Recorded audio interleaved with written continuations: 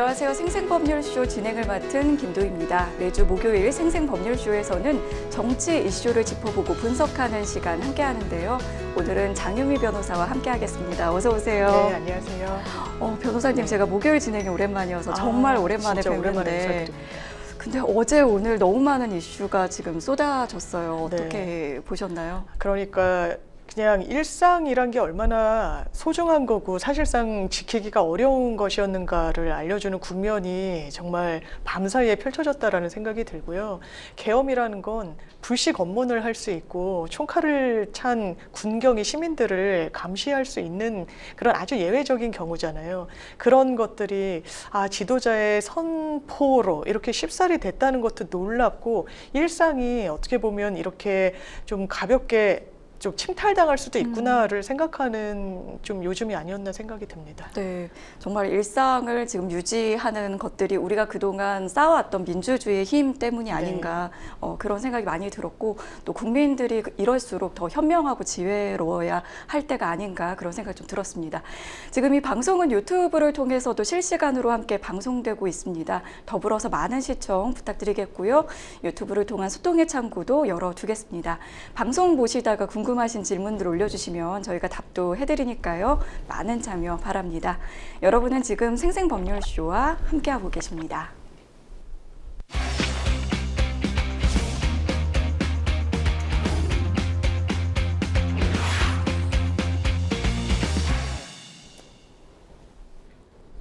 생생 코멘트 시작합니다. 요즘 가장 화제가 되고 있는 말은 무엇인지, 그 말이 나온 배경과 의미를 다양하게 풀어내는 코너인데요. 지금 가장 핫한 정치 분야 생생 코멘트, 누구의 어떤 말인지 함께 보시죠. 모든 과정에 대해 책임 통감하고 있다. 네, 어떤 얘기인지 좀 감이 오는데요. 한덕수 국무총리가 어제 국민께 드리는 말씀을 통해 작금의 상황에 이르게 된 모든 과정에 대하여 책임을 통감하고 있다, 이렇게 밝혔습니다. 대통령실도 어제 입장을 내놨습니다만 국정 정상화를 위해서 합법적 틀 안에서 할 수 있는 행동을 했다, 이렇게 밝혔는데 어떻게 들으셨나요? 일단 합법인지 반헌법적이고 위법했는지는 따져봐야 될 부분이 있는 것 같습니다. 지금 많은 학자들이 계엄이란 건 국민의 기본적인 헌법상 기본권이 아주 제약을 당하는 그런 국면이기 때문에 그냥 계엄을 선포한다고 계엄이 되는 게 아닙니다. 상황이 정확하게 헌법 77조에 나와 있어요. 일단 전시 사병 같은 국가 비상사태에 군사 병력을 동원하는 겁니다. 그리고 이런 비상 상황에 처했다고 하더라도 침해받지 않는 유일한 권력기관이 있어요. 그건 입법부입니다. 왜냐하면 계엄이라는 게 잘못이 발령될 수도 있는 것이기 때문에 그걸 유일하게 제동을 걸어줄 수 있는 헌법적 권한을 부여받은 게 국회거든요. 잘못 선포됐을 때 바로 잡을 수 있는 국회 기능은 그대로 둬야 한다. 그러니까 해제권을 이제 표결할 수 있는 권한이 국회에 있기 때문에 헌법 77조 3항을 보더라도 계엄 시더라도 군의 통할 아래 들어가는 두 개의 헌법기관은 사법부와 행정부입니다. 입법부는 빠져 있어요. 그렇기 때문에 5.18 관련 그 내란 유죄가 냈던 대법원 판시를 보더라도 국회에 군병력을 투입시키는 거는 내란죄라는 설시가 나옵니다. 그렇기 때문에 많은 헌법학자들이 이미 좀 반헌법적이다라는 진단을 내리고 있는 것 같고요. 그런데 이런 많은 분석이 나오는 가운데 대통령실의 입장은 일관된 것 같습니다. 일단 헌법과 법률 내에서 대통령이 행사할 수 있는 권한을 행사했다라는 취지인 것 같고요. 또 해제로 마무리가 된 이후에 이 당정대해서 당과 정부와 이제 대통령이 함께 하는 자리가 어제 저녁에 긴급하게 마련됐는데 그 자리에서도 이 부분과 관련해서는 대통령이 좀 민주당의 폭거를 좀 국민들께 알리려고 하는 의도가 있었다라고 하는데 그건 계엄의 요건이 아닙니다. 어떤 민주당이 뭐 국민들 보시기에 또 대통령이 국정 운영을 하는데 무리하다고 판단은 할 수 있겠지만 이런 상황을 국민들께 알리는 게 계엄을 정당화시켜주진 않아서 일각에서는 이건 사실상 계엄이 위헌적이었다는 것을 인정한 셈이 아니냐라는 반응도 나오는 것 같습니다. 이 위헌적이고 좀 위법적인 비상계엄 선포였다라고 일각에서 많이 지적이 되고 있지만 대통령실 대통령실은 합법적 틀 안에서 할 수 있는 행동을 했다. 조금 다른 인식을 좀 보여주고 있는 것 같습니다. 그런데 이제 민주당 김민석 최고위원이 사실 지난 8월쯤에 계엄 가능성을 언급한 적이 있습니다. 그때만 해도 이게 좀 과대망상이다, 음모론이다 이렇게 좀 치부하는 그런 얘기들이 있었는데 실제로 이런 일이 벌어질 줄은 몰랐다. 이런 네. 또 사과를 하시는 분들도 좀 계시더라고요. 그렇죠. 이를테면 뭐 보수 일간지 뭐 주간들이 이런 무책임한 선동은 좀 자제해야 된다 이렇게 꾸짖듯이 칼럼을 쓰고 하기도 했는데 일단 관련해서 의혹 제기했던 의원들한테 사과한다라고 오늘 칼럼이 나왔더라고요. 네. 또 정치 컨설턴트를 하면서 방송에서 괴담 선전선동이다라고 이야기를 했던 분들도 일단 해당 의원들한테 사의를 표명하지 않을 도리가 없다는 취지로 이야기를 하고 있습니다. 그렇다면 그 당시에 어떤 국면이 지난 8월 달에 펼쳐졌느냐. 김민석 민주당 최고위원이죠. 유력한 제보를 들었다고 하면서 계엄 논의를 하고 있다라는 거예요. 그러면서 여러 정황들이 있는데 그 중에 하나가 김용현 장관의 이 관저로 수방사령관과 특전사령관, 방첩사령관 다 모여서 이게 다 계엄이 됐을 때 동원될 수 있는 군의 네. 이제 그 지휘권자들입니다. 그리고 이른바 군대를 충암고 라인이라고 해서 김용현 장관은 그 대통령의 1년 선배죠. 고등학교 선배. 이른바 충암고 라인 해서 다시 세팅을 하면서 뭔가를 모의하는 거 아니냐라는 의혹을 민주당에서 김민석 의원이 가장 좀 강도 높게 제기했고 뭐 추미애 의원도 유사한 문제 제기를 했는데요. 그러니까 실제로 만남이나 접촉이 좀 늘었다. 맞습니다. 네, 자주 가졌다. 이런 것들을 좀 파악을 했다는 거죠. 예, 그런 사실이 있음에도 불구하고 계엄은 너무 낭설이다라고 이야기하면서 심지어는 뭐라고 얘기했냐면 지금이 어느 시대인데 계엄이 가능하냐. 그러면서 김용현 장관이 그렇게 이야기를 합니다. 요즘 계엄이란 건 가능하지도 않고 군이 따를 리가 있냐. 군이 따르지 않을 거라고 저도 생각한다라고 이야기했어요. 대통령실에서는 대통령의 머릿속에 계엄이란 글자는 없다고 이야기합니다. 대변인이. 아마 민주당의 머릿속에 있는 것 같다라고 이야기를 해요. 그 당시엔 되게 단호한 입장이었네요. 맞습니다. 스탈린식 나치식 선전선동 중지하라고까지 이야기했습니다. 결과적으로 거짓말한 셈이죠. 계엄을 했습니다. 비상상황이란 이유로요. 이 부분에 대해서 심지어 김용현 장관은 계엄이라는 건 있을 수도 없다고 했지만 대통령한테 요청을 했다라고 국방부를 통해서 인정하기도 했기 때문에 이 부분과 관련해서는 어떤 맥락에서 지금을 국가 위기 상황으로 내전에 준하는 상황이라고 인식하고 계엄까지 선포하게 됐는지 수사를 통해 밝혀져야 될 것 같습니다. 실제로 이제 비상계엄을 건의한 것으로 알려진 김용현 국방부 장관 어제 이제 사의를 표명했고 수용이 됐습니다. 네. 맞습니다. 전격적으로 이뤄졌고 이 전격적인 데는 정치적 배경이 있다라고 보여지는 부분이 있습니다. 왜냐하면 계엄이 해제된 이후에 국회로서는 왜 이런 일이 벌어졌는지 점검을 안 할 도리가 없습니다. 그럼 관련 상임위에서 현안 질의를 하게 되죠. 국방위에서 당연하지만 국방부 장관을 호출했습니다. 관련해서 계엄사령관 등등도 같이 출석할 것을 요청했는데 김용현 국방부 장관 같은 경우에는 사의 표명을 했는데 어제 있었던 그 당정대 회담 이후에 대통령실에서 나온 반응을 보면 이건 해임할 사유가 아니라고 이야기합니다. 해임이란 건 경질성 직에서 물러나게 한다는 거잖아요. 대통령 인식하에서는 자를 생각이 이른바 없었다는 겁니다. 그런데 사의를 전격적으로 수용했어요. 그럼 직에서 물러나게 되면 국회에 출석할 의무가 없는 겁니다.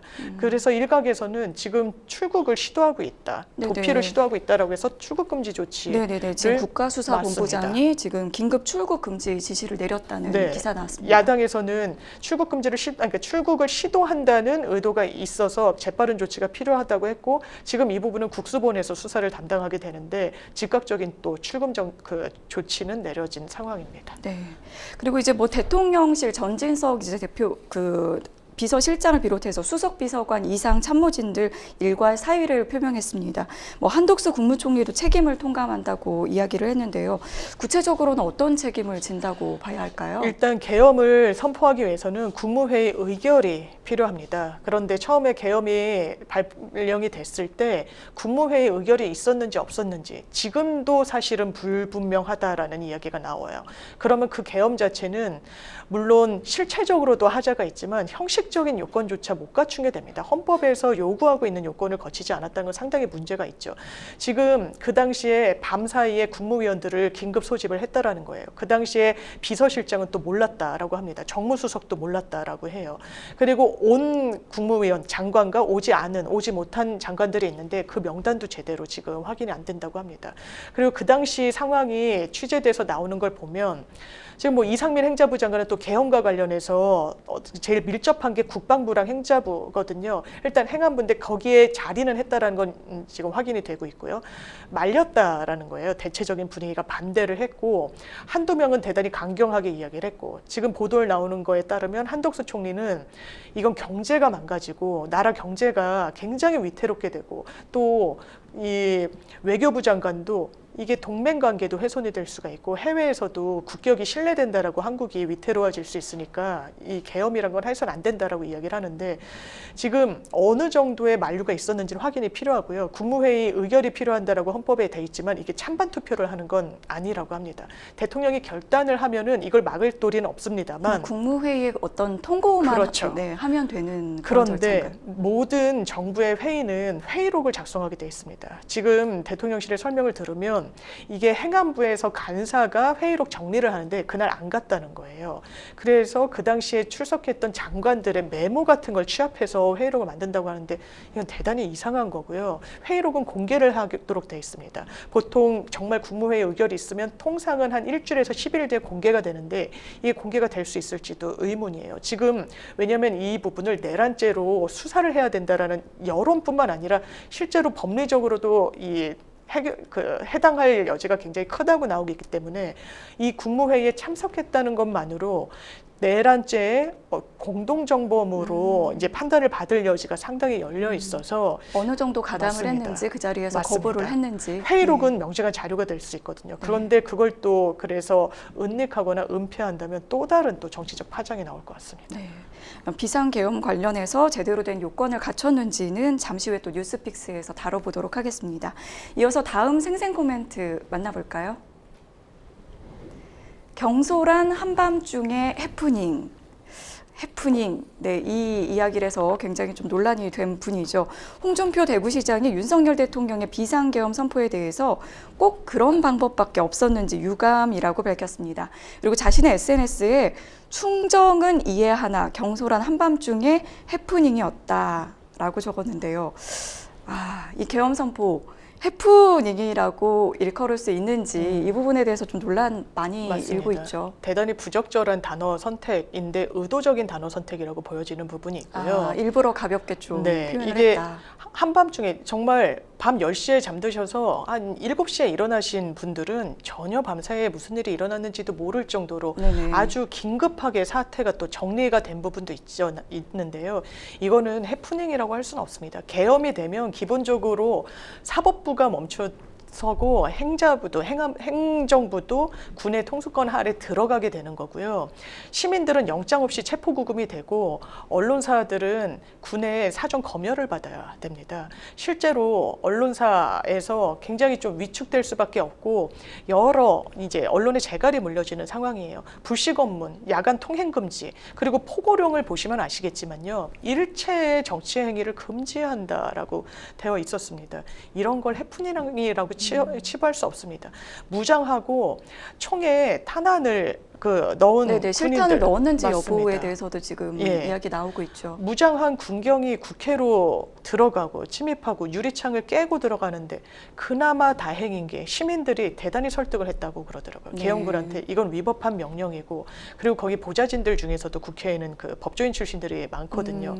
그래서 위법한 명령을 따르면 당신들도 처벌의 대상이 된다라고 울부짖었다는 겁니다. 그 현장에서. 네. 그러면서 대단히 아주 적극적인 시민과의 대립은 없었지만 그래서 유혈 사태까지 나오진 않았지만 네네. 이거는 언제든지 정말 많은 희생자가 있을 수도 있는 상황이었어요.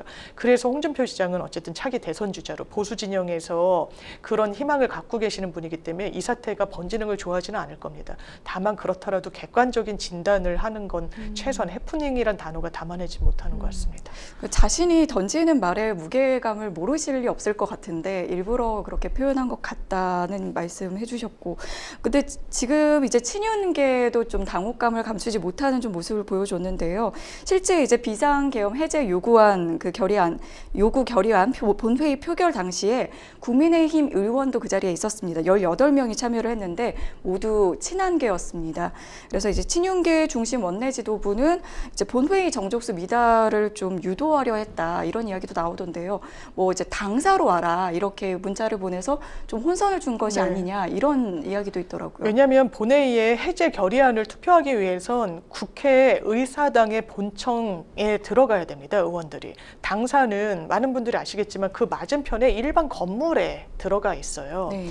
그러면 한동훈 대표는 어떻게 보면 되게 적시에 이 계엄은 위헌 위법하기 때문에 동의할 수 없다라고 입장을 발표했습니다. 그러면 의원들이 거기에 대해서는 해제 결의안에 찬성표를 던져야 되는 거죠. 그래서 빨리 본회의장으로 의원들이 모여줄 것을 당부했는데, 친한계 입장에선 이른바 교란 문자를 추경호 원내대표가 보냈다라는 거죠. 네네. 처음에는 본회의장으로 오라 그래서 국회 쪽으로 의원들이 이동을 하는데, 아니다, 우리는 의원총회를 지금 당사에서 할 거다. 대단히 의도가 있는 것 같습니다. 왜냐하면 그 당시에 국회에 출입문은 폐쇄가 됐습니다. 못 들어가게 하고 의원들이 담을 넘어가지고 들어가는 그런 상황이었어요. 표결을 네. 위해서. 그런데 당사로 가라? 아니다, 뭐 국회로 모인다. 안철수 의원 같은 경우에는 뭐 5번인가 문자를 받았다는 거예요. 그래서 왔다 네. 갔다 했다라고까지 이야기를 하는데 그 사이에 표결이 이루어졌습니다. 국민의힘에서도 이 계엄령에는 찬성하는 의원들이 더 있었을 수 있어요. 그런데 사실상 접근을 못하게 한 거 아니냐, 의도가 있는 거 아니냐. 왜냐하면 추경호 원내대표는 차기 총리군으로도 거론이 되던 상황이었고요. 아주 대통령 엄호를 굉장히 한동훈 대표가 각을 세우면서 했던 사람이기 때문에, 그런 정치인이기 때문에 지금 이런 어떤 행보를 두고 정치적 의도가 있었던 거 아니냐, 이런 계엄에 반대하는 표를 던지는 것을 사전 막으려고 했던 의도 아니냐라는 해석이 나옵니다. 그렇군요. 이 정치권 일각에서는 친윤계가 이제 과거 이제 박근혜 전 대통령의 이제 탄핵 당시에 이른바 이제 친박계의 몰락을 좀 우려하고 있다, 이렇게 분석을 하고 있는데요. 친윤계 입장에서는 이제 뭐 대통령 탈당 뭐 이 부분을 두고도 좀 격론이 있었다고요. 그렇습니다. 왜냐하면 이 부분은 시민들의 영리를 건드린 부분이 있어요. 계엄이. 그러니까 여당의 대표로서 한동훈 대표가 이거 위헌이다라고 못을 박았고요. 총 내각의 사퇴가 필요하고 김용현 장관에 대해서는 경질성 인사가 필요하다라고 이야기를 합니다. 나아가서 한 가지 요구사항을 더 내건 게 대통령은 탈당해야 된다라고 그랬어요. 대통령이 뭐 1호 국민의힘 당원이다라고 이야기를 하는데, 그 부분과 관련해서 이제는 당을, 심지어는 친한계 의원들 중 일부는 대통령이 우리 의원들을, 당을 버렸다, 뭐 이런 표현까지 격앙되게 나왔었습니다. 그렇기 때문에 탈당해 줄 것을 공식 요청했는데 최고위 과정에서 이 좀 제안이 나왔었다고 하더라고요. 최고위는 국민의힘의 최고 의결기관입니다. 그런데 거기에 있는 이른바 친윤계 의원들이 비토를 놓으면서 그래서는 안 된다고 하면서 의원총회에서 이 부분을 마무리 지어야 된다라고 제안한 거예요. 네. 그러니까 한동훈 대표가 어떻게 보면 거기에 뭐 저 개인적으로는 뭐 좋게 말하면 수용했다고 볼 수 있지만 좀 끌려간 측면도 있는데, 의원총회 안건으로 붙이니까 설랑설레가 있었던 겁니다. 조경태 친한계 의원 같은 경우에는 한 30% 정도의 의원들은 탈당이 필요하다고 했지만 70%는 반대했다는 거예요. 일단 대통령이 탈당하면 대통령을 배출한 정당이 아니기 때문에 집권여당 지위는 잃게 되는 겁니다. 네. 이런 부분에 대한 우려, 그리고 대통령이 탈당하게 되면 오히려 민주당한테 정권을 내주게 된다는 그런 뭐 분석들이 나왔다고 하더라고요. 네. 그렇지만 일각에서는 이런 엄중한 국면에서 대통령의 탈당은 아주 선택할 수 있는 낮은 수위의 대통령과의 분리인데, 이것조차 수용하지 못하면 아마 국민들이 이 부분을 어떻게 볼지 좋게 보진 않지 않겠냐, 이런 분석도 나옵니다. 네. 국민의힘이 이제 대통령 탄핵에 반대하기로도 당론을 결정한 것으로도 알려졌는데, 이 부분도 이제 뉴스픽스에서 좀 더 살펴보겠습니다. 마지막 생생 코멘트 살펴볼까요? 죄송합니다. 네, 이건 누구의 말일까요?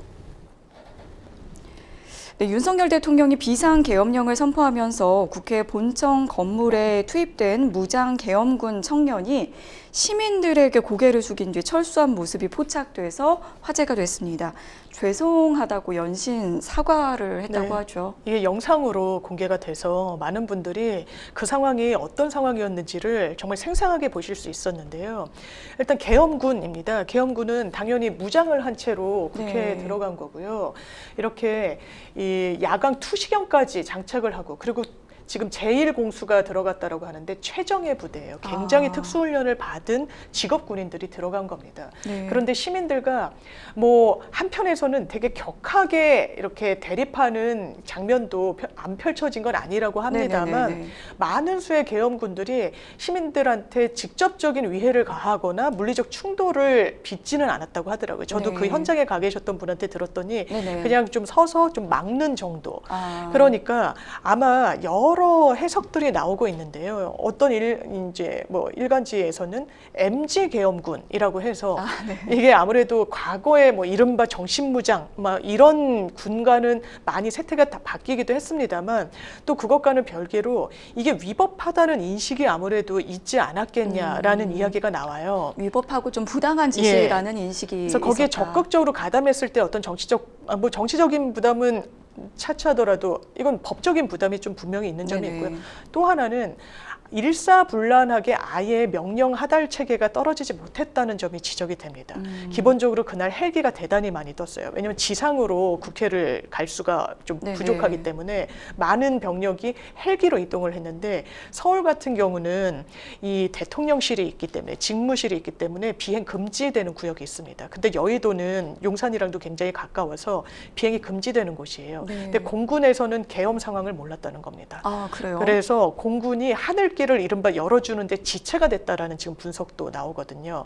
그러면서 지금 국회를 이렇게 점거하는 거는 군인들이 이유는 하나밖에 없습니다. 계엄 해제 표결을 못하게 하려는 이유 말고는 설명이 되지 않아요. 네네. 그렇기 때문에 뭐 체포조를 해서 여당 대표, 야당 대표, 우원식 국회의장까지 뭐 체포하려고 다녔다라는 이야기도 나오잖아요. 그렇다면 그 시간차에서 밀렸다는 겁니다, 군이. 그래서 이미 보좌진과 국회의원들이 많은 수가 그리고 또 예결위 상황이 정리가 안 돼서 이 본회의장 또 이 국회 인근에 많이 남아 있었대요. 의원들과 보좌진들이. 그래도 그 근처에 남아 있었기 네. 때문에 또 현장에 갈 수 있었던 맞습니다. 부분도 있네요. 그러니까 군이 더 늦게 도착을 하면서 거기에서 더 뭔가를 좀 무리하게 하기에는 이미 또 실기했던 거 아니냐 뭐 이런 여러 분석이 나옵니다. 네, 그렇군요. 그런데 이제 어쨌든 그 전신 무장을 하고 또 소총까지 두른 계엄군이 이 국회에 무력으로 진입을 하려고 했던 그런 초유의 사태가 벌어졌습니다. 이 국회 사무총장이 그 피해 상황을 브리핑하기도 했는데요.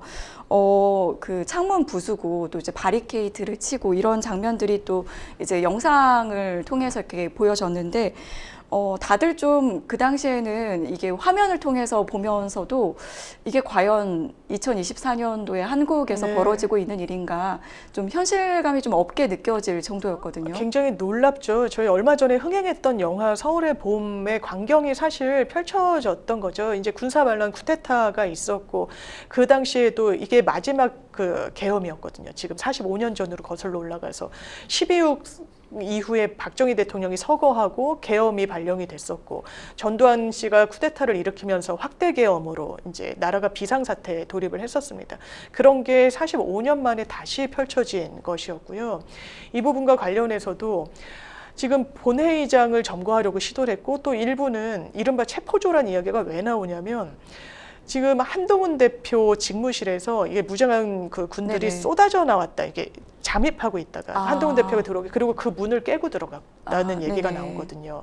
그래서 한동훈 대표도 이 부분을 대통령과 이제 면담을 했기 때문에 항의했다라고 합니다. 그랬더니 대통령의 반응은 포고령을 위반해서 그렇게 된 거 아니냐라고 답변했다고 지금 보도가 나와요. 네. 포고령 1호를 보면 모든 정치 활동은 금지된다라고 돼 있거든요.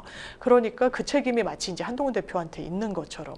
그래서 이 부분과 관련해서도 좀 적법해 보이지는 않는 부분이 있고 이재명 대표의 이제 국회에 있는 대표실 같은 경우에는 문이 다 부서져 있습니다. 그러니까 네. 뚫어져 있어요. 그 사진을 보시면 그러니까 뭔가 이 두 사람을 최소한 체포하려고 하는 시도는 있었던 것 같고 우원식 국회의장이 없으면 또 회의 주재자가 없. 없으니까 이런 부분들이 정말 21세기 풍경인가. 그리고 많은 시민들이 저도 들었는데 국회 인근에 사시는 분들, 뭐 당산이나 이런 사시는 분들은 무슨 연휴에선지 헬기가 너무 많아서 굉장히 두려웠다라고 이야기를 하고. 그렇죠. 헬기가 뜨면은 사실 그 소리나 네, 소음 같은 것이 굉장히 크죠, 굉장히 생각보다. 네. 그리고 어떤 분은 산불이 나서 한강에서 물을 이제 헬기로 이제 이동시키는 줄 알았다고 했는데 재난 문자나 어떤 안내 문자 하나가 발송되지 않아서 행안부에서는 이게 이런 긴급 문자를 발송할 요건은 해당하지 않는다고 합니다만 이 부분에 대해서는 시민들에 대한 배려가 좀 너무 없었던 거 아니냐는 반응도 있습니다. 사실 이제 국민들의 불안감이 굉장히 좀 상당했는데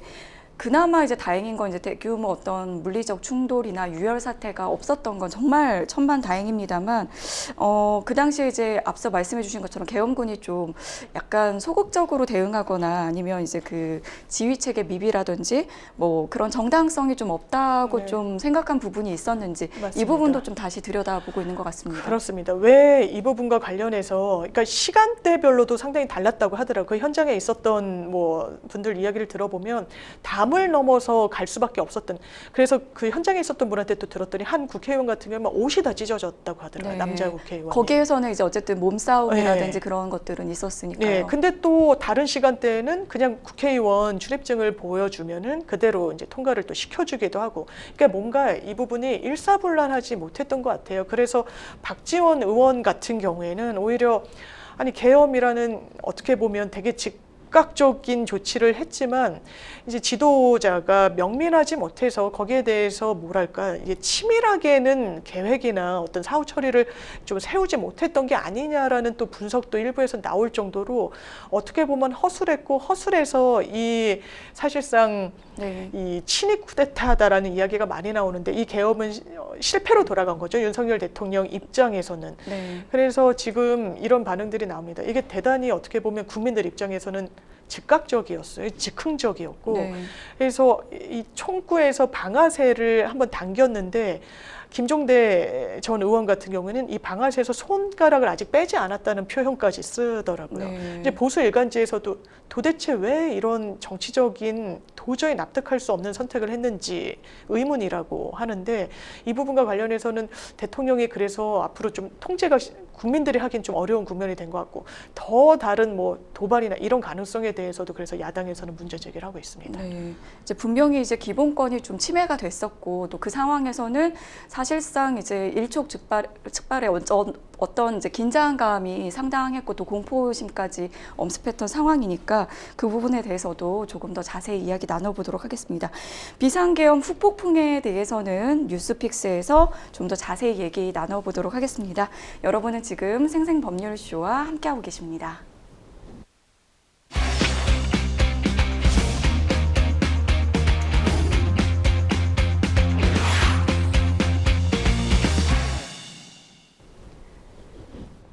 분야별 가장 핫한 소식을 집중 분석해보는 시간 뉴스픽스 시작합니다. 매주 목요일에는 정치 분야 주요 이슈들 짚어보고 있는데요.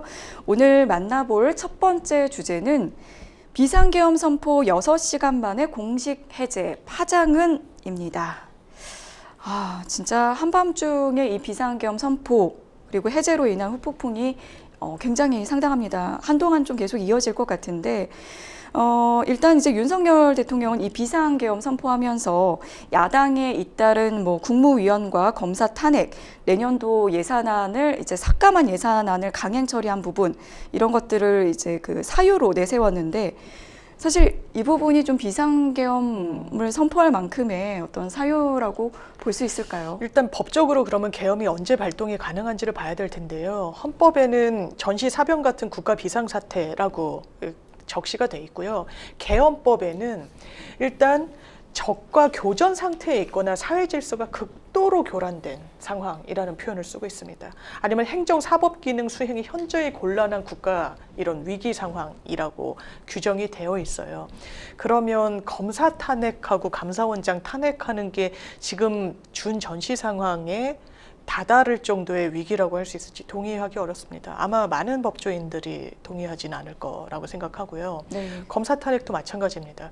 검사 탄핵은 김건희 여사를 사실상 수사하지 않은 검사들에 대해서 야당이 정치적 선택지를 가져간 겁니다. 탄핵이란 건 야당한테 뭐 국회에 부여된 권한 중에 하나인 거죠. 그것을 모르겠습니다. 무리하게 행사했다는 인식을 저는 대통령이 가질 수 있다고 생각합니다. 무리하게 이 정치적 공세를 편다. 헌법재판소 가서 계속 기각되는 것을 계속해서 안 될 줄 알면서 하는 거는 정치적 의도가 다분한 게 아니냐. 그렇지만 그럼에도 불구하고 그렇다고 해서 반국가 세력이라고 진단해서는 안 된다고 생각합니다. 대통령이 계엄을 선포하면서 사실상 야당을 겨냥해서 반국가 세력, 종북 세력이라고 이야기했어요. 일거에 척결하겠다는 표현까지 씁니다. 그렇기 때문에 이 부분에 대해서는 상당히 민주주의적인 의식은 결여됐다는 걸 대통령이 보여줬다고 보고요. 지금 계엄의 이런 요건에는 전혀 해당이 없었다. 예산안 관련해서도 국회에는 예산을 증액할 수 있는 권한이 없습니다. 정부에서 가져오면 감액할 수 있는 권한만 있어요. 증액하려면 정부 동의를 받아야 되거든요. 그래서 민주당으로서는 이 12월 2일이 법정 시한입니다. 그 전에 감액안을 내지 않으면 정부안이 확정이 되는 거예요. 그럼 감액안을 내는 겁니다. 그랬더니 감액만 했다고 이게 문제가 대단히 있다고. 그럼 정부안은 어떻게 해왔냐. 민주당 입장에서는 검찰 수사 그리고 검찰 지금 국민 신뢰 받지 못한데 검찰 특활비를 오히려 올려서 왔습니다. 특활비는 영수증 처리가 되지 않아요. 그냥 금일봉 형식으로 돈 봉투 돌리다가 딱 걸려가지고 처벌받았던 적도 있습니다. 안태근 검찰국장이 서초동에서 밥 먹으면서 100만 원씩 70만 원씩 후배 검사들한테 돈을 주다 걸렸거든요. 한겨레 단독 보도로. 그런 걸 국민들이 목도하고 있는데 특활비를 더 올린다? 그러면서 대통령 수사를 하고 있는 공수처 예산은 깎았습니다. 이거는 바로잡아야 되는 부분이 있는 거죠. 이런 일로 계엄을 선포하고 그게 정당하다? 아마 헌법재판소에서 그렇게 판단하지 않을 겁니다. 네, 그 말씀해주신 것처럼 이제 비상계엄 선포 당시에 파렴치한 종북 반국가 세력들을 일거에 척결하기 위해 이렇게 설명을 했는데 이 부분 반국가 세력 계속해서 이제 그 이전에도 사실 이제 그 이런 언급을 좀 몇 번 했습니다만 도대체 어느 세력들을 좀 일컫는다고 봐야 할까요? 맥락을 보면 알 수 있을 것 같은데요. 계엄을 선포하면서 야당이 예산농단하고 입법농단하고 있다라고 했습니다. 국정을 발목 잡고 국정 운영이 정상화되는 것을 계속해서 방해한다는 취지의 격앙된 입장이 나왔는데요. 그러면서 나온 게 파렴치한 종북 반국가 세력이라는 겁니다. 이 정부의 반대를 하면 종북이고 파렴치한 반국가 세력이라는 인식인 거죠. 종북이란 건 북한과 내통해야 되는 거 아닙니까? 그 근거 없이 지금 정부의 비판을 하면은 이거는 종북이다. 이게 과거의 기시감이 드는 거죠. 네네. 과거 정말 국가폭력이 난무하던 독재시대 때 뭔가 심지어는 이런 농담도 있었잖아요. 말 잘하면 빨갱이다. 이런 이야기까지 하던 시절이 있었습니다. 그런데 낙인을 찍고 종북이라고 빨갱이라고 하면서 처단을 했던 그런 걸 다시금 환기시키는 거죠. 그런 거를 일반 시민을 해도 이제 뭐 5.18 특별법이나 이런 걸로 처벌을 해야 된다라고 이야기를 하는데 국가 지도자가 편을 가르고 갈라치기를 하는 언사를 지난 8.15 경축사에도 썼고요. 네네. 이미 여러 차례 그런 인식을 드러냈죠. 그랬을 때 아예 그래도 계엄까지 하겠어? 라고 했지만 정말 시민들한테 총뿌리를 겨누는 게 법적으로 허용되는 게 계엄인 겁니다. 이런 인식의 끝이 어디까지 다다를 수 있는지를 저는 이번 사태가 보여줬다고 생각합니다. 네. 그런데 이제 결국에는 이제 윤석열 대통령 왜 이렇게 좀 실패한 수밖에 없는 이런 계엄 선포를 했는지 이와 관련한 이제 동기가 무엇인지 이 부분에 대해서 많은 언론들이 지금 이야기를 하고 있는데 그 중에서는 이제 김민석 최고위원 같은 경우에는 김건희 여사와 대통령의 이제 사법 리스크가 가장 큰 동기였지 않았느냐 이렇게 좀 주장을 하고 있더라고요. 네, 맞습니다. 네, 어떻게 보십니까? 그러니까 이게 너무 좀 뜬금없다라는 반응이 나와서 다른 동인이 있지 않겠느냐라는 이야기가 나옵니다. 뭐 이준석 대표 같은 경우에도 본인도 뭐 명태균 씨와의 연결고리 등이 드러나서 좀 곤혹을 치르고 있습니다만 뭔가 대통령과 관련해 가지고 유력한 증거가 나왔기 때문에 지금 대통령이 어떻게 보면 결단을 내렸다. 이런 정치권 안팎의 분석이 나오고 있는 거예요. 또 하나 짚히는 부분은 그 전날 명태균 씨가 구속 기소가 됐습니다. 네. 그런데 명태균 씨가 구속 기소가 되면서 입장문을 변호인을 통해서 내요. 본인은 이제 직접적으로 낼 수가 없으니까요. 그러니까 본인의 육성을 전달시킨 건데 검찰 수사를 믿지 못하겠으니까 특검을 해달라는 거였습니다. 네. 그러면 이거는 상당히 어떻게 보면은 대통령실로서는 부담이 되고 피해자가 요구하는 특검까지는 또 거부할 명분이 없는 거 아니겠습니까? 지금 다시금 화제가 되는 건 명태균 씨가 채널A 기자한테 내가 입을 열면 윤석열, 김건희 이 정권이 한 달 만에 하야될 텐데 내려와야 될 텐데 감당할 수 있겠냐고 사실상 대통령 부부를 겁박했었습니다. 네네, 네. 그 이야기를 한 지 정말 한 달이 지나서 이런 국면이 펼쳐지고 있는 거예요. 야당에서는 하야하고 하야하지 않으면 즉각 탄핵 조치하겠다라고 이야기를 합니다. 그렇기 때문에 여러 정치적인 다른 이유가 있었지 않았겠냐는 이런 분석이 나오는 것 같습니다. 네. 그리고 이제 포고령을 한번 좀 살펴볼까 싶은데요. 눈에 띄는 조항들이 뭐 여러 가지 있습니다만, 물론 이제 저희가 앞서 이야기했던 지금 1번을 보면은 이제 국회의 어떤 정치 활동을 금한다 이런 부분이 들어갔던 것이 저는 좀 인상적이었고, 또 이제 눈에 띄는 조항이 이제 5번째 항목인데요. 이 전공의를 비롯하여 파업 중이거나 의료 현장을 이탈한 모든 의료인은 48시간 내에 본업에 복귀하여 충실히 근무하고 위반 시는 개헌법에 의해 처단한다. 이렇게 나왔습니다. 뭐 처벌이 아니라 처단이라는 표현을 썼거든요. 네. 왜냐하면 개헌법에도 처단이란 단어는 나오지 않는다라고 하더라고요. 네. 처단이란 건 딱 그 어법상 받아들여지는 거는 정말 목숨까지도 법에 의해 이제 뺏을 수 있다라는 의미가 네네. 담긴 거 아니겠습니까? 그러니까 왜 이런 문구를 넣었을 것이냐? 이건 대단히 좀 돌출적이에요. 어떤 포고령에도 지금 계엄이 우리나라 역사상 16번인가 이뤄졌었습니다. 그런데 그중에 뭐 의료인들을 현장 복귀시킨다. 의사단체들은요, 전시에도 이런 일은 없다라고 이야기를 하는 거예요. 그런 부분과 관련해서 아마 대통령은 이런 표현을 씁니다. 일거에 척결하겠다 뭐 이런 표현을 썼었어요. 이 발표를 하면서. 그러니까 지금 국정 운영은 굉장히 난맥상이 지속된 지 오래가 됐죠. 의료, 뭐 여야 의정, 뭐 야당은 빠졌습니다. 여의정에서 같이 협의했지만 의사단체, 비교적 온건한 단체들도 여당의 의지 능력이 없다. 정부도 이 문제를 해결할 수 없어 보인다라고 하면서 드롭했습니다. 그러니까 더 이상은 이게 풀려나가지 않는 국면이었어요. 그러니까 대통령으로서는 계엄 이른바 한방이면 이런 문제를 다 풀 수 있다라고 생각한 것 같아요. 꽉 막힌 예산안 처리, 김건희 여사 문제, 그리고 검사 탄핵과 감사원장 이런 사정기관에 대한 탄핵 국면들도 정리를 하고 계엄이 장기화되면은 이거는 당연히 그러겠죠. 왜냐하면 현역 의원도 체포할 수 있으니까요. 그리고 의사들은 복귀해라. 복귀하지만 처단한다. 이건 계엄법에 따른 계엄 명령이다라고 하면 복귀하지 않을 도리가 없습니다. 비상 상황이기 때문에 허용되는 부분이 있거든요. 만약에 이게 위헌 위법인 건 나중에 이제 판단을 법적으로 받는 문제고 그 상황에서는 시민들이 거기에 완전히 들어갈 수밖에 없는 겁니다.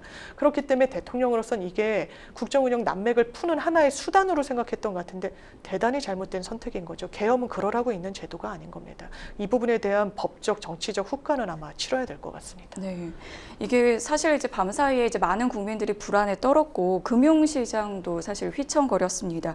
국회 창문이 부서졌고 또 이제 서울 하늘에 이제 헬기 수십 대가 떴는데 사실 이제 지금 더불어민주당이 상당히 의석수를 많이 갖고 있는 상태에서 국회가 소집되면 이게 해제안이 분명히 이제 가결될 거라는 거 충분히 예상을 할 수 있었던 부분인데. 그럼에도 불구하고 이것을 강행한 부분, 어떤 것에 좀 기대를 했다든지 아니면 효과를 좀 노렸던 부분이 있었을까요? 그러니까 이른바 뭐 정치적 충격파를 던지려고 했다. 민주당의 어떤 무리한 정치 행태에 대해서 국민들께 알리려고 했다라고 하는데 근데 그건 계엄의 요건이 되지 않습니다. 그건 변명에 불과하다고 생각하고요. 지금 대통령실에서 나오는 어떤 답변 등을 보면은 오히려 무리하게 군 통제를 하지 않고 시민들과 막 맞서지 않고 의원들도 뭐 강제로 어떻게 물리력을 행사하지 않았던 건 시간을 주기 위해서였다라는 해명도 하더라고요. 아, 시간을 주기 위해서. 약간 벌어주기 위해서 그랬다? 믿기 어렵습니다. 저는 더 큰 문제가 이런 위중한 상황을 초래해놓고 국민들께 거짓말을 하는 데 있다라고 생각합니다. 그럴 거면 계엄을 하지 말았어야죠. 계엄은 하려고 한 겁니다. 국회도 통제하고 군의 통할 아래 모든 정부 기능을 관장하려고 했던 거예요. 군은 아주 본인이 신뢰하는 김용현 국방부 장관이 이게 틀어지고 있으니까요. 이런 부분과 관련해서 지금 즉각적인 이거는 실패한 사실상 뭐 쿠데타에 가깝다라는 진단이 나오죠. 이거는 치밀하지 못했기 때문이지. 왜냐하면 정말 이렇게 해제를 기다리면서 시간도 벌어주고 그냥 충격파만 던질 것 같으면 군으로 갈 필요도 없었습니다. 이거 대단히 무리수를 둔 거예요. 왜냐하면 군에 침입하는 건 대법원의 판시가 심지어 적법한 계엄이더라도 이거는 내란죄에 해당한다고 판시하고 있거든요. 그렇기 때문에 이런 무리수를 둔 거는 계엄을 하려고 했던 겁니다. 그리고 막힌 전국을 풀려고 하는 수단으로 활용했다는 건데 지금 이러저러한 다른 해명이 나온다는 건 전 그대로 믿을 수는 없다라고 생각합니다. 네. 그리고 이제 저희가 이제 앞서 이야기 나눌 때 계엄령 선포 때 국무회의 심의를 이제 거치도록 헌법에서 규정을 하고 있다고 이야기를 좀 드렸는데 그 당시에 이제 국무회의가 계엄 선포 이전에 열렸고 상당수 국무위원이 반대한 것으로 지금 이제 여러 보도를 통해서 알려지고 있습니다. 그럼에도 이제 선포가 됐다는 건 이제 대통령이 좀 강행을 했다고 봐야 할 것 같은데 이 부분이 좀 탄핵 사유가 될 수도 있다고 보는 것 같아요. 그렇죠. 지금까지 이제 탄핵이라는 건 원래 공무원 탄핵에 대해서는 규정이 헌법과 법률의 위반이 있으면 된다라고 생각합니다. 이제 직을 수행할 수 없을 정도의. 근데 대통령은 선출된 권력의 가장 최정점에 있는 공무원이잖아요. 그래서 헌법재판소가 노무현 전 대통령의 이 결정에서 그냥 헌법과 법률의 위반이 아니라 중대한이라는 요건이 더 필요하다라고 이야기를 합니다. 대통령 같은 경우에. 지금까지 윤석열 대통령에 대한 탄핵이 주춤했던 건 특검이든 공수처 수사든 검찰 수사든 다 좀 눌러왔기 때문에 측면이 있었어요. 박근혜 전 대통령 같은 경우에는 국정조사, 검찰 수사, 특검 이 세 트랙이 동시에 사실상 돌아가면서 많은 혐의점들이 드러나던 국면이었습니다.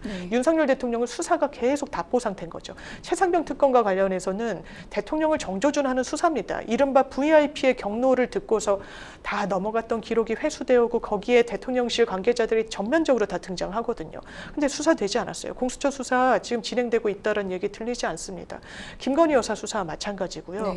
창원지검에서는 지금 여러 의혹들이 난무하는데 수사팀은 11명 정도입니다. 검사 숫자가. 이게 아주 깊고 전방위적인 수사를 좀 기대하기는 어려운 부분이 있어서 지금 탄핵이 어려운데 지금 계엄과 관련해서는 대단히 명징하다는 분석이 많죠. 일단 계엄의 요건에 달하지 않았는데 위헌위법한 계엄이 됐다. 이건 심지어 여당 대표의 입에서도 나왔던 발이고요. 또 국무회의 의결을 거쳤는지 안 거쳤는지조차 지금 설명을 못합니다. 대통령실이. 참석자가 누구였는지도 얘기하지 않아요. 이 부분과 관련해서는 물론 국무회의 의결이 찬성한다고 반대한다고 할 계엄을 안 하고 뭐 이러는 건 아닙니다만 최소한의 의결 종족수라는 건 있어야 됩니다. 지금 국무회의 의결은 했다라고 하니까 언론이 그럼 의결 종족수는 채웠어? 이거를 묻고 있거든요. 거기에 대해서는 침묵으로 보여요. 지금까지는. 이 부분을 어겼다는 건 이거는 정말 절차적 정당성도 전혀 없이 계엄을 했다는 거기 때문에 명징한 중대한 헌법과 법률의 위반에 해당한다는 법조인들의 견해가 많은 것 같습니다. 네. 그리고 일부에서는 이제 탄핵과 또 다르게 좀 내란죄에 해당할 수 있다 이런 주장을 좀 내놓고 있는데요. 내란 혐의로 지금 이제 윤석열 대통령 고발되기도 했습니다. 헌법에서는 내란을 또 어떻게 규정하고 있나요? 내란이라는 거는요, 기본적으로 국헌을 문란하는 그 폭동 사태라고 하고 있어요. 국헌 문란 폭동, 국헌 문란을 목적으로 하는 폭동을 하고 형법에 규정이 됐는데 국헌 문란이란 거 상당히 추상적이잖아요. 그래서 국헌 문란에 대해서도 아주 예시적으로 이 열거가 돼 있습니다. 형법에. 그러면 어떤 게 이를테면 이 상황에서는 국헌 문란 행위로 볼 수 있느냐. 어떤 국가기관에 헌법상 부여받은 권한을 행사하는 국가기관의 권능을 저지시키는 행위가 국헌문란 행위의 하나의 예시로 나와 있거든요. 이를테면 이번에는 계엄이 발령이 되고 선포가 됐을 때 구체적으로 해제 조치를 하기 위해서는 국회가 해제 표결을 해야 됩니다. 전체의 의석의 3분의 2 필요한 부분이 있는 거죠. 그런데 그것을 막으려고 국회에 침입한 거는 이거는 폭동에는 해당하고요. 폭동이라는 게 이게 이 지역에 뭐 위해를 가할 정도의 어떤 그런 수준이라고 하는데 이건 전 국가가 사실상 굉장히 좀 여파가 있었기 때문에 그 효과에는 해당하고 그러면 국헌 문란이냐 그러니까 헌법기관의 권능을 제지시켰느냐 이거는 국회의 권한을 제지시킬 목적으로 계엄군이 들어갔다라는 거 법적으로도 인정이 되면 이거는 내란죄에 해당할 여지가 상당히 큰 거죠. 네. 그리고 오늘 이제 민주당이 이제 원래는 10일로 예정을 하고 있었는데 김건희 여사 특검법 재표결을 7일로 좀 당기기로 했습니다. 그래서 윤석열 대통령의 탄핵 소추안 표결과 같은 날인 7일로 하겠다고 지금 추진하겠다 이런 내용을 좀 밝혔는데요. 일단은 탄핵 소추안 같은 경우에는 국회 재적의원의 3분의 2 이상, 그러니까 200석 이상 찬성이 있어야 지금 의결이 되는 상황이라서 국민의힘에서 이제 8명 이상 찬성표를 던져야 하는 상황입니다. 이게 지금 김건희 여사 이 특검법과 재표결을 동시에 지금 추진하는 맞습니다. 데에도 어떤 좀 전략이 좀 있다고 있죠. 하더라고요. 왜냐하면 지금 국민의힘에서는 김건희 여사 특검에 대해서는 좀 우왕좌왕하는 것 같습니다. 대통령 탄핵에 대해서는 당론으로 우리가 일단 반대하겠다는 네네. 입장을 밝혔는데요. 김건희 여사 특검에 대해서는 이 국면에서 반대한다는 입장 공식적으로 내기 어려울 겁니다. 그런데 어떤 방식으로 사실상 소극적인 반대 의사를 표명할 수 있느냐? 그냥 안 들어가 버리면 되는 거예요. 과거에 들어갔다가 4표의 이탈표가 확인이 됐었습니다. 네네. 지난 10월 달에. 근데 김건희 여사 특검이 재부의가 되려면 8표의 이탈표, 지난번보다 4표의 이탈표가 더 있으면 되는데 이 표단속하기 쉽지 않을 거예요. 그러면 이 원내 지도부로서는 아예 안 들어가는 겁니다. 이걸 안 맞춰주는 건데 지금 탄핵과 관련해서는 같이 들어가야 되는 부분이 있는 거죠. 그럼 그때 같이 표결에 해서 뭔가 만약에 김건희 여사 특검이 재가결이 되면 굉장히 큰 성과를 얻는 거고요. 만약에 그렇지 않으면 민주당은 당연하지만 야당들은 전부 찬성할 거거든요. 네네. 그럼 국민의힘의 이탈표가 몇 표인지 확인이 되고 그 부분과 관련해서 만약에 국민 뜻에 거스른다면 역풍을 맞는 거고 만약에 지난번에 4표가 5표, 6표, 7표까지 됐다면 8표에는 설사 못 미치더라도 상당한 정치적 후폭풍이 있을 거기 때문에 이 부분을 의도한 이런 일자 배치인 것 같습니다. 네, 지금 이제 그 탄핵 정국으로 간다고 하더라도 좀 변수가 남아 있는 부분은 지금 이제 현재 헌법재판관이 6인 체제로 운영이 되고 있습니다. 이제 국회 목세 재판관 3명 이 자리가 지금 공석인데 이 상태에서도 뭐 가능한 부분이 있을까요? 일단 가능해 보여요. 원래 헌법재판소 법에 따르면 심리를 하기 위한 정족수는 총 9명의 헌법재판관이 있는 게 정상 상황이잖아요. 네. 근데 지금 6명밖에 없습니다. 근데 헌법재판소법을 보면 최소한 심리를 하기 위해선 6명이 필요하다고, 그러니까 7명이 필요하다고 돼 있는 거예요. 7명. 네. 그러니까 7명이 지금 안 되면 아무것도 못하는 건가? 이런 의문이 생기잖아요. 그래서 이진숙 방통위원장이 본인이 탄핵을 당하지 않았습니까? 탄핵을 당하면 법에 따라서 직무집행은 당연히 자동적으로 정지가 되니까 빨리 이 문제가 해결해야 될 법적 이익이 있는 거예요. 본인으로서는. 이게 빨리 해결이 되고 인용결정 아니면 가부 결정이 나와야 되는데 아니 이게 7명이 안 됐다고 모든 그런 심리가 멈춰지는 게 맞나요?라고 가처분 신청을 냈습니다. 이 조항에 효력금지 가처분을 냈는데 받아들여졌어요. 이건 재판을 받을 권리를 지나치게 침해한다. 그런 측면이 있는 거죠. 근데 이게 이진숙 위원장이 냈다라고 해서 이진숙 위원장한테만 해당하는 게 아니에요. 모든 재판에 할 수가 있는 겁니다. 그럼 6인 체제에서도 이거는 심리에 들어갈 수 있는 건데 다만 대통령 탄핵과 관련해서는 너무 엄중하다 보니까 국회 문턱을 넘더라도 6명으로 심리를 그냥 할 것이냐 이런 분석이 하나가 있고요. 네. 또 대통령 탄핵이 가결되기 위한 요건은 이 9명 중에 6명이 찬성을 해야 되는데 지금 딱 6명이잖아요. 네. 한 명이라도 반대이면 또 탄핵이 안 될 수도 있으니 이런 부분을 좀 종합적으로 고려해야 된다라는 입장이 나오는 것 같습니다. 네. 그리고 이 와중에 이제 윤석열 대통령이 대국민 담화에 나설 가능성도 지금 좀 제기가 되고 있는데 만약에 이제 대국민 담화가 있다면 어떤 메시지가 좀 담기게 될까요? 일단 많은 국민들이 기대하는 건 사실 사과 아니겠냐라고 하는데 계엄 해제를 하면서도 사과라는 표현은 전혀 나오지 않았습니다. 대통령은 이런 어떤 국가 혼란 상황을 초래한 부분에 대해서는 정당한 법의 집행이었다라는 인식을 갖고 있는 것 같아서 대국민 담화를 사실은 어제 밤에 한다. 그래서 언론사 취재기자들은 대기하고 있었다고 하더라고요. 또 일부 보도에 따르면 오늘 오전에 하기로 오늘 정해졌다. 오전에 할 수도 있다. 예. 네네. 그런데 둘 다 시행되지 않았죠. 아마 적시에 하기는 이미 좀 시간이 많이 지난 게 아닌가 싶은데 국민들께 설명을 드려야 되는 거죠. 어떤 인식으로, 왜, 누구와 상의해서, 어떤 절차로, 국무회의 의결 때는 누가 나왔고 이런 부분이 대통령이 설명해 줄 정치적 의무가 저는 있다라고 생각하는데 사과 플러스 이런 소상한 설명이 지금 정부가 내놓을 수 있을지는 좀 의문입니다. 지금 정치권에서는 특히 이제 야당 쪽에서는 윤석열 대통령 다시 비상계엄 선포할 수도 있다 이런 얘기까지 나오고 있는데 재선포 가능성은 어느 정도로 보십니까? 법적으로 가능하죠. 왜냐하면 지금 중앙일보에서도 이제 대표적인 보수 일간지잖아요. 이렇게 표현합니다. 정치적 판단력에 심각한 의심이 든다라고 이야기를 해요. 대통령의 정치적 판단력에. 정상적인 사고로 정치적 선택을 하지 못한다는 거죠. 국민을 위험에 빠뜨리고 경제 위기를 자초할 수 있는 선택을 한 번 이미 했습니다. 두 번, 세 번 못한다는 보장이 일단 없어졌어요. 심지어 법이 못하게 하는 규정 자체가 없습니다. 방어선은 이미 없어져서 이런 부분과 관련해서 이미 굉장히 무리한 정치적 선택을 하는 대통령을 목도했기 때문에 이걸 저지해야 되는데 지금 저지 방법이 없다라는 위기감은 좀 있는 것 같습니다. 이 마지막으로 이제 비상계엄 후폭풍 한동안 이어질 것으로 보이는데 앞으로 어떤 쟁점들 좀 살펴봐야 할까요? 일단 탄핵에 대해서 국민의힘이 지금은 당론으로 반대 의견을 표명했습니다만 국민 이기는 정치에 없다고 언제까지 국민의힘에서도 반대로만 일관할 수 있을지 의문입니다. 아마 박근혜 전 대통령 탄핵에 대한 학습 효과가 분명히 있을 거예요. 보수가 괴멸되고 보수 진영의 기강이 흔들리게 되고 그럼 집권에 실패하게 된다. 우리가 탄핵에 동조할 필요는 없다라고 하지만 그 당시에도 처음에는 그런 의견이었습니다. 균열이 생기는 거예요. 지금 안철수 의원 같은 경우에도 하야하라고 공식적으로 이야기합니다. 국민 눈높이에 맞는 정치를 하지 않으면 선택받지 못하는 게 국회의원의 숙명입니다. 아마 이런 부분이 관건이 될 것 같습니다. 네, 오늘 함께해 주신 장윤미 변호사님 고맙습니다. 감사합니다. 네, 저희가 준비한 소식은 여기까지입니다. 끝까지 시청해 주신 여러분 진심으로 고맙습니다.